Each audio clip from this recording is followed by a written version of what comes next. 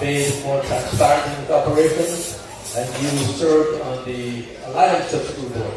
My God, what a rapid number of big public positions you held at such a very young age. Don't I look young too? So, Paula, I ask you to present this award. It's fact of achievement. Shaun, why don't you tell us why you deserve this award?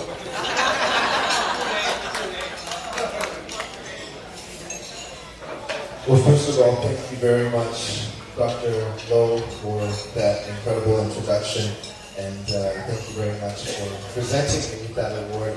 I have to say that I feel incredibly humbled and honored to be among such accomplished recipients and to receive this award after seeing strong Hakka women receive this award. I grew up here in Scarborough, and I'm so incredibly honored to stand here today. We are actually located in the riding of Scarborough North, which is the riding that I represent now as a federal member of parliament.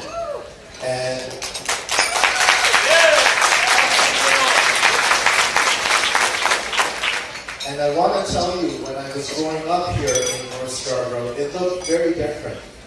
I was born here in Toronto. My parents moved up to Scarborough in the late 70s, and it was mostly farmland. And there was very little diversity. They were among the few immigrant faces in the area. And I remember growing up here in North Scarborough, going to elementary school and being one of the only Chinese faces. And I knew even back then what it felt like to be different. It was very interesting because as I was growing up, there became more and more diversity in our communities, particularly here in Toronto. And in fact, there were Chinese now immigrating to Canada, mostly from Hong Kong. And so to me, it was always a unique experience because I didn't speak Cantonese. And then when the mainland Chinese immigrants came, I didn't speak Mandarin. And yet, I knew myself as a Chinese person, but I spoke Hakka. And I was able to speak Hakka because when I was growing up, my grandparents were at home. So, so I grew up in that atmosphere, and I lived a very traditional Hakka Chinese life with my parents and my grandparents. It wasn't until 1999 when I first went to China, my first trip to China, and we went back to Moyan. And we visited the old house, Lao. And for the first time in my life, I understood where it all came from.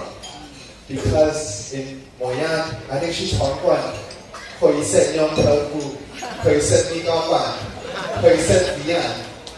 And I made those connections about where all that food came from, because when I went to the Chinese restaurants here, it wasn't like that Chinese food, it was something different. And I was very proud because when I went back to Moyan and I would go to the stores to try to buy some things, and I would try to bargain to get in Hakka.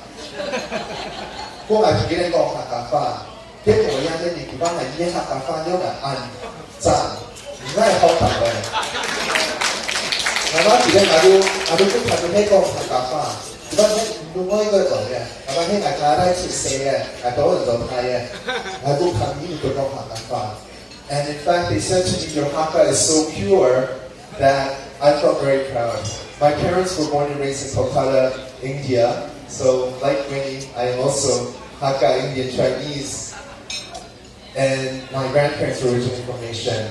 And I'm so incredibly proud to come in this room today to see so many different Hakka diasporas from all around the world, because we have such an incredible common history that unites all of us. And that spirit of the Hakka community, to be entrepreneurial, to be leaders, to go out and explore the world and be successful, is something that I live with every day.